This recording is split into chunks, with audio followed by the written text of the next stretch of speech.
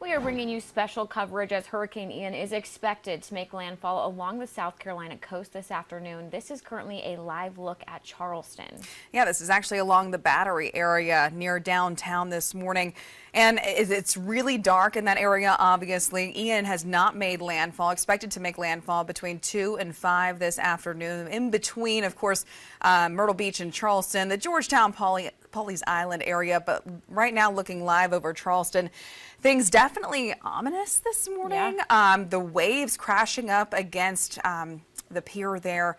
It's just a nasty, nasty start to this storm, which is going to bring even worse weather. So I know, of course, we want to bring in our first alert meteorologist, Bryan Bachman, now. Yeah, Brian, what can we expect from the system? Well, Margaret and Haley, just deteriorating conditions certainly here locally throughout the rest of today. We're going to see the already windy conditions continue to increase as the day goes on, and a lot of rain piling in as well. We just got a brand new advisory here on Hurricane Ian at the top of the hour.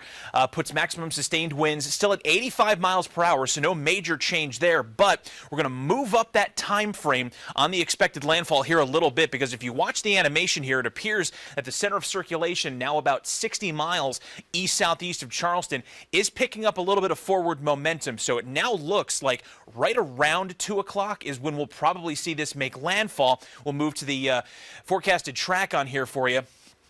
Going to arc slowly in toward the northwest here, I should say quickly off toward the northwest here now.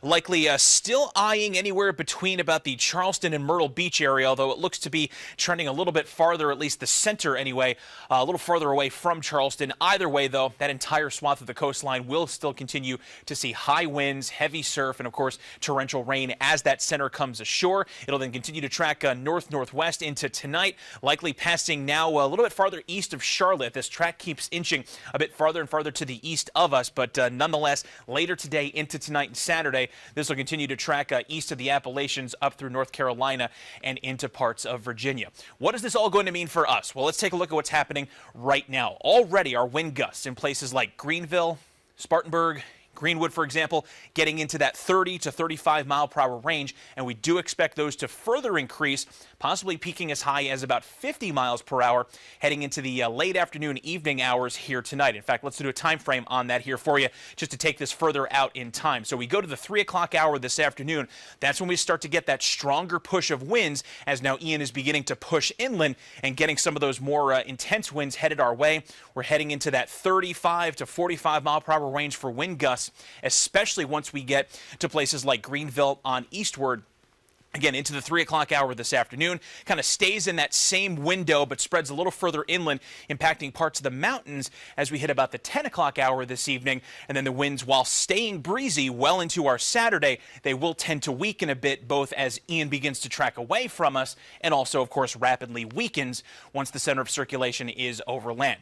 All of that said, tropical storm warning does remain in effect locally for Newberry County. Your gusts there may teeter closer to the 60 mile per hour range once we reach peak intensity later on this evening. Everybody else might not be a tropical storm warning, but we'll likely see tropical storm force wind gusts anywhere we see this wind advisory, which is the rest of the area, until 8 o'clock tomorrow morning. Whereas we talked about, gusts could easily get to that 30 to 50 mile per hour range. Speaking to the rain component here, we are beginning to see some of the lighter rain rolling into places closer to, say, Union, Gaffney, even the east side of Spartanburg right now.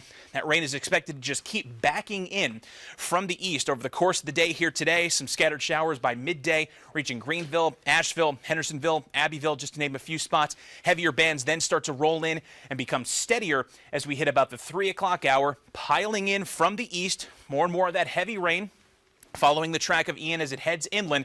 Still looks like our prime window for the heaviest rain is going to be from about 6 p.m. to 2 a.m. as more and more of the focus tracks into the mountains overnight and then eventually dwindles off to scattered showers heading into tomorrow. As far as rainfall amounts are concerned, ½ inch to an inch in our western areas, Franklin, Toccoa, Oconee County, 1 to 3 for Greenville, Greenwood, and up into the Asheville area, and then 3 to 4 from Spartanburg on north and east. Haley, Margaret Ann. All right, thank you for that update there. And we are continuing to track Ian as it pushes closer to our coast here in South Carolina. Yeah, we want to bring in Michael Higdon. She's with our sister station in Charleston. She's live with us with what conditions look like right now there. Haley, Margaret, and I would say within the last 30 or so minutes is really when we started to see things start to deteriorate here in the Charleston area. We've had on and off showers really throughout the morning, but within the last 30 minutes is really when we started to see those downpours and the wind gusts start to pick up as Hurricane Ian inches closer to our coast. We have crews all across the low country. I want to give you a look at Folly Beach that really was taken within the last hour. The Folly Beach Pier is under construction right now because of the damage that it has sustained from previous storms. That's been under construction for about a year now. Still under construction as we are now getting more rough surf when it comes with this new hurricane. A lot of rough surf. We are expecting a storm surge between 4 and 7 feet. The good news, though, is that it looks like Ian is tracking more to our north, so we're not going to have quite as high a storm surge as we were expecting, and that's really great news for especially places like on the Battery, which downtown Charleston, I mean, you sneeze wrong on a given day and it floods down there. So we were expecting some serious flooding. Still going to see some serious flooding because of all the rain that we've been getting and the high tide hitting us in about a half hour or so, but not nearly as much as we would have if that storm had tracked more to our south. So thankful for that, but of course we are keeping an eye on the conditions around the low country. Like I said, high tide hitting in the next 30 or so minutes.